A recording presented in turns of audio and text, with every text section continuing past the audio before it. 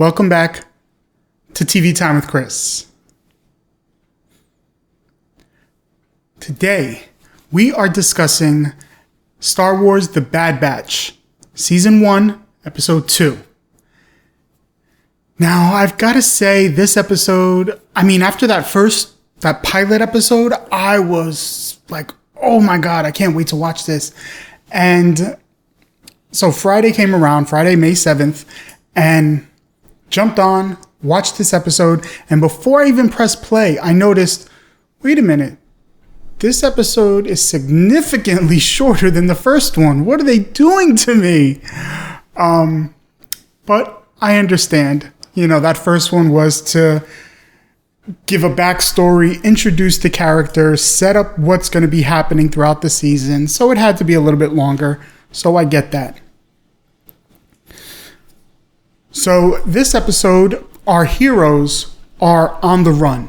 As we saw at the end of the first episode, Crosshair had his programming chip kind of reworked on by the Kaminoans, and Grand Moff Tarkin has sent Crosshair to get the rest of Unit 99, and now they're on the run. They are fugitives.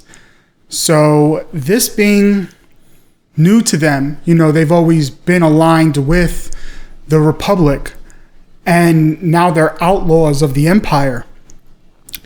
They don't know how to go into hiding. So they go to find someone that they know before, a previous trooper who has deserted the Republic, now the Empire. So they go to seek his counsel on how do we do this? How do we stay in hiding and live, a low profile life in an empire where we're surrounded by people looking for us. So they go to this planet to go see their friend, and I like that in their conversations with their friend, they mention Rex. Now, someone who has not finished Clone Wars and didn't really watch much of Rebels. I only saw maybe the first few episodes. I was somewhat familiar with Rex, but not too familiar with him. But I became more familiar through the mobile game Star Wars Galaxy of Heroes. As I mentioned previously, I play this game every day.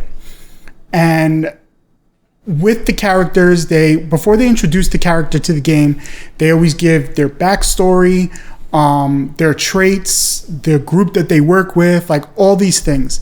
So through the game, I learned a lot more about Rex than I did in anything else. So with them mentioning Rex in this show and how he's also in hiding, I like that. It's kind of giving a bit of fan service to the people that watched Clone Wars, that animated series by Dave Filoni, to now see this one by Dave Filoni.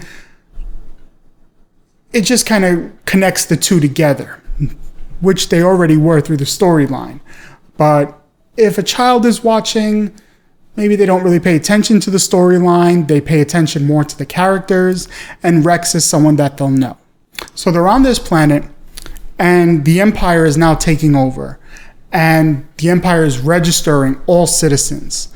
So our heroes are trying to help their friend escape this planet, which is now being taken over by the Empire, where they can go kind of to the Outer Rim, I'm assuming, and just live their peaceful, low-profile life that they've become accustomed to. So this episode is them getting advice from him on how to lead that life, but also helping him to escape the grasp of the Empire and their tracking system, get him to another planet that's not inhabited by the Empire. So it was a shorter episode than the first one, but still a good episode. introducing new characters, introducing characters we've already seen through previous stories of canon, and just getting us to really like these main characters, these heroes. So, that's me talking about Star Wars, The Bad Batch, Season 1, Episode 2. You can watch it on Disney+. It comes out every Friday, but leave your thoughts in the comments below. As always, you guys can find me on social media. I'm on Instagram, Twitter, Twitch. I have a blog. And of course, you can always reach out to me with any comments, suggestions, anything like that at all, questions through email, movietimewithchris@gmail.com. But until next time, stay safe and may the Force be with you.